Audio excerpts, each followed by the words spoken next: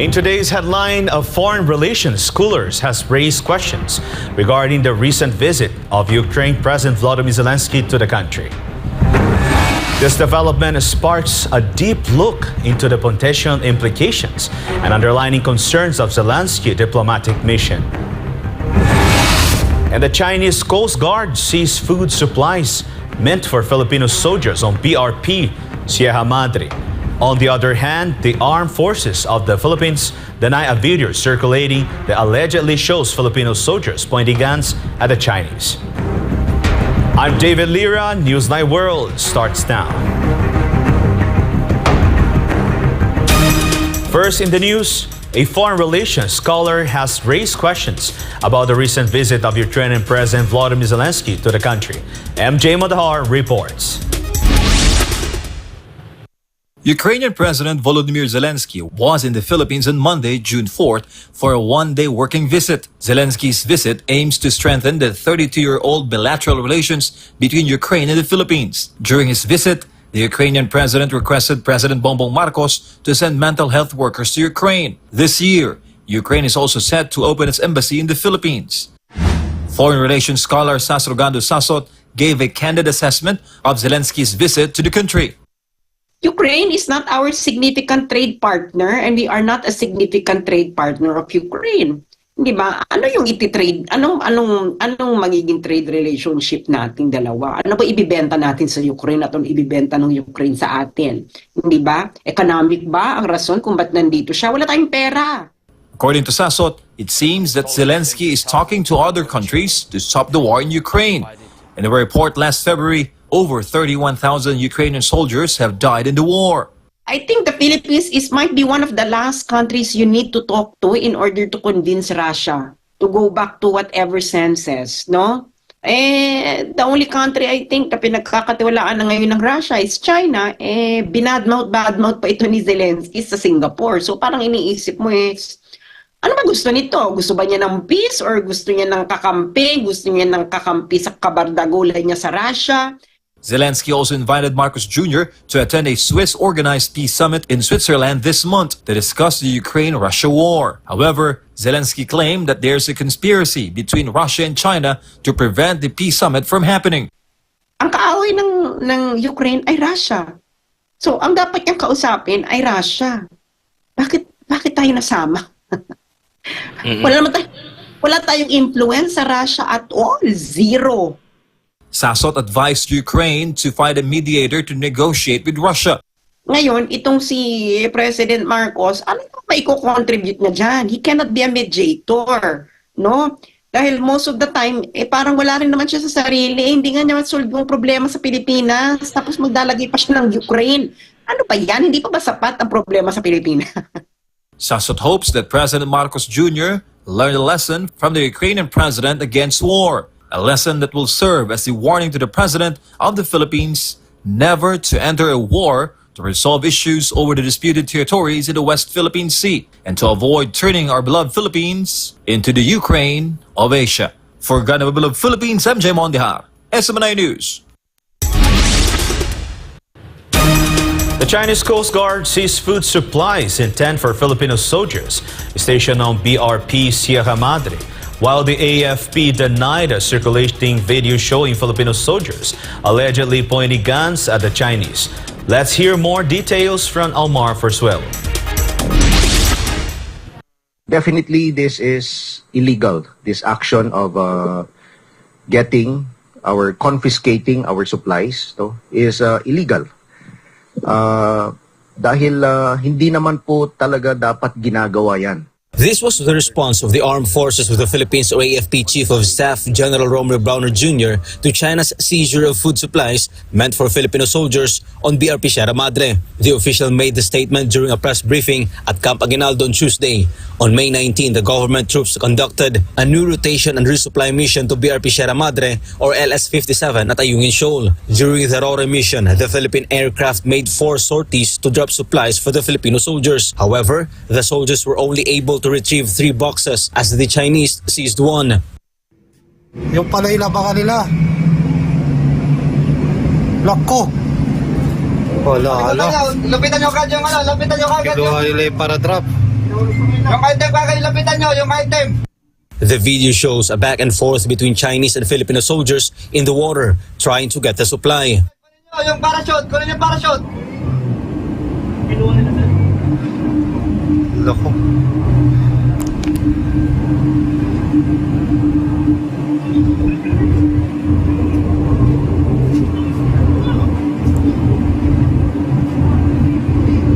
Loko, meron pa parachute, oh.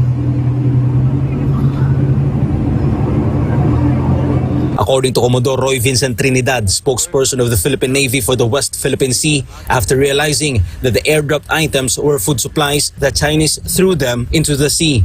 After opening it and realizing that it's only food stuff, they dumped this back into the sea. Contrary to what they circulate online that we are polluting the seas. The official said China's actions were illegal as they entered within the Philippines Exclusive Economic Zone or EEZ. Furthermore, he stated that it was also wrong for China to block the legitimate operations of the Philippine government. First and foremost, I would like to emphasize that the PLA agents have no authority to be within our exclusive economic zone. They should not be there. They have no right. They were trespassing into our exclusive economic zone.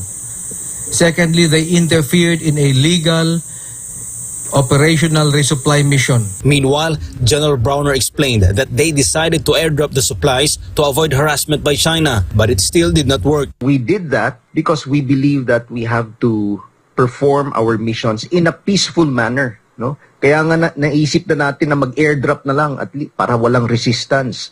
Wala na yung harassment na nangyayari sa dagat. Pero still, nakita niyo sa video, ganun pa rin eh. Ganun pa rin. Ayaw tayong tantanan. Meanwhile, the AFP chief denied the circulating video showing Filipino soldiers allegedly pointing guns at the Chinese Coast Guard. The issue of the pointing of the guns, we are denying that any of our soldiers pointed deliberately their guns to any of the Chinese in the ribs. However, the AFP did not deny that the soldiers were armed. But we will not deny the fact that they were armed, no? Because the BRP Sierra Madre is a commissioned Philippine Navy ship, and therefore it is authorized to have weapons. We are authorized to put weapons on board, no? Both crew-served weapons and individual weapons of our soldiers. Meron tayong karapatan, no?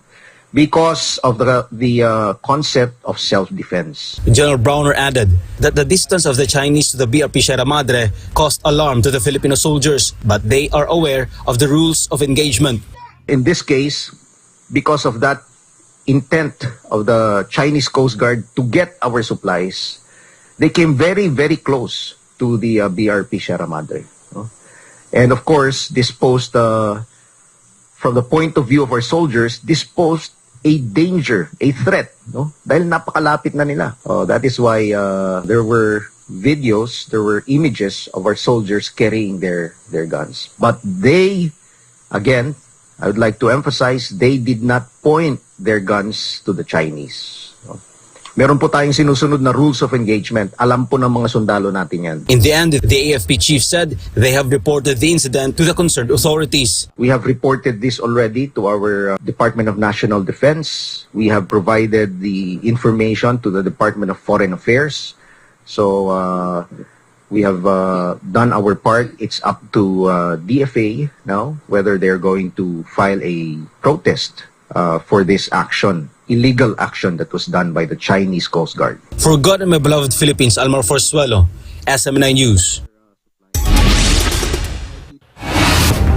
Up next, for the first time in history, Mexico elected a female president, Claudia Sheinbaum, a significant milestone in the nation's political landscape. The United States Defense Chief embarked on a pivotal journey to Cambodia with the aim of bolstering military ties following his attendance at the significant defense summit in Singapore. And Australia's military announces plans to address recruitment shortfalls by opening its ranks to foreign recruits. Newsline World will be back after the break.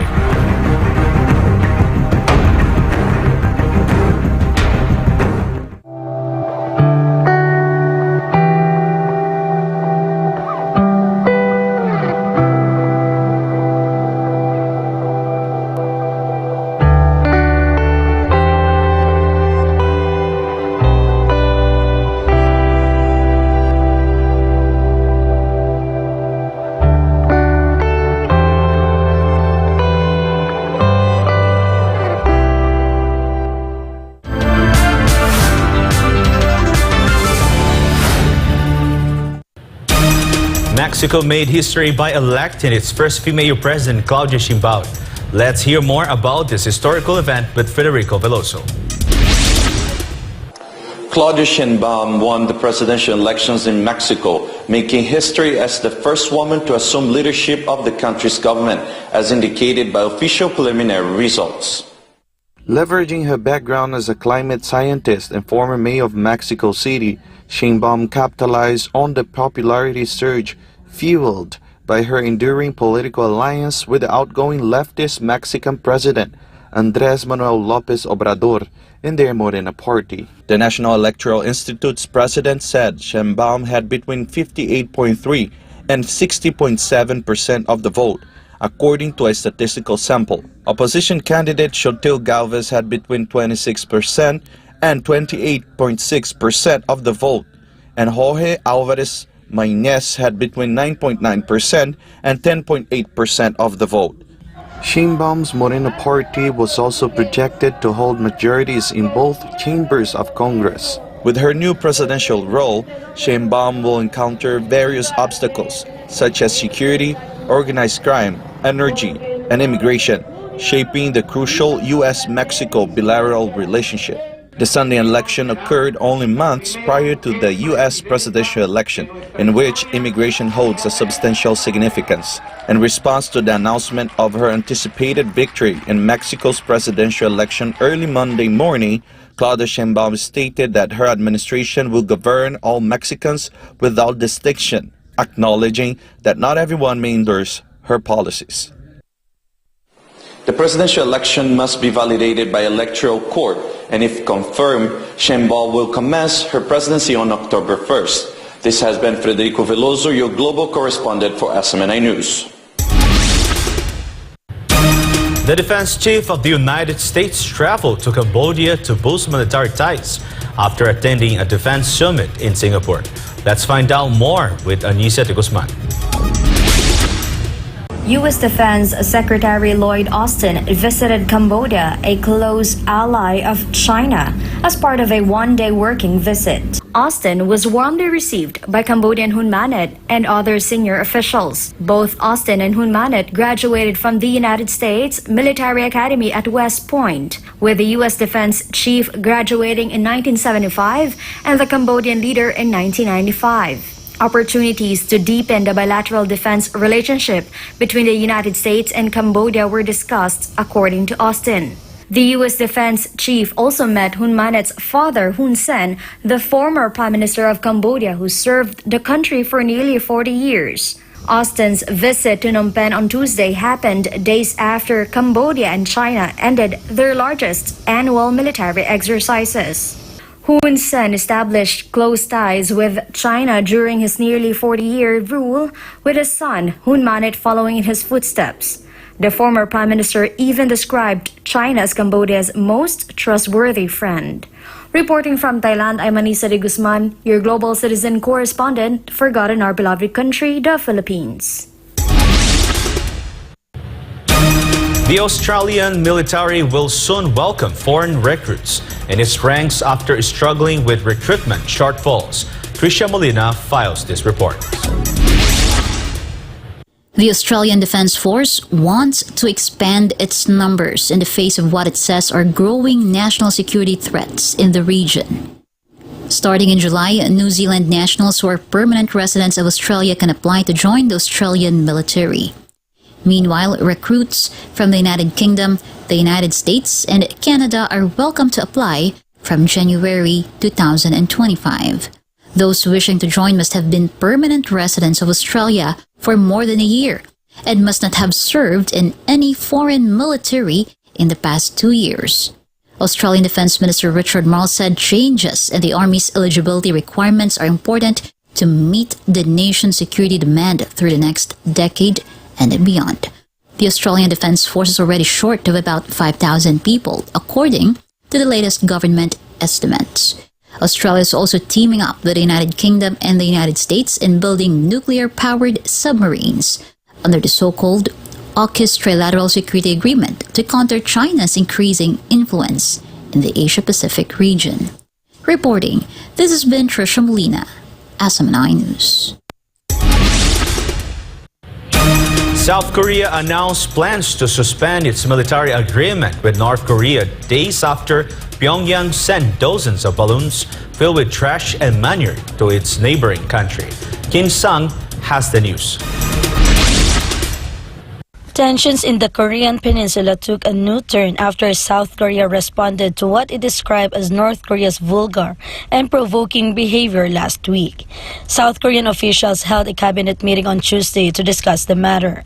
The suspension means South Korea will be allowed to conduct training near the military border and take sufficient and immediate measures against North Korea. More than 200 balloons full of trash, such as plastic bottles, batteries, shoe parts, as well as excrement, landed in different parts of South Korea last week. The Joint Chiefs of Staff described the act as a violation of international law and vowed to retaliate against North Korea. The trash balloons were sent shortly after North Korea warned of tit-for-tat action against anti-Pyongyang leaflets flown by South Korean activists, which is said will have a psychological impact on those who will read them. North Korea said it will stop sending trash-filled balloons to South Korea after hundreds more floated across the border since last week. South Korea said it will resume all military activities along the demarcation line that separates it from North Korea once the suspension takes effect. Reporting from South Korea, this is Kim Sung, your global citizen correspondent for God in our beloved country, the Philippines. And before we end, may you be inspired with the words of the Sun.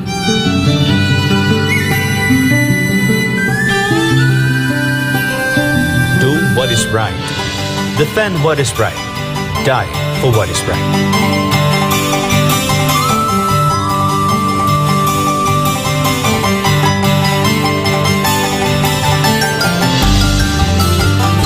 And that's all for this edition. For more updates, you may visit smninewschannel.com or follow us on our official social media accounts on Rumble, YouTube, Facebook, and Twitter. For God and Country at the Philippines, I'm Deivid Lira, and this is Newsline World.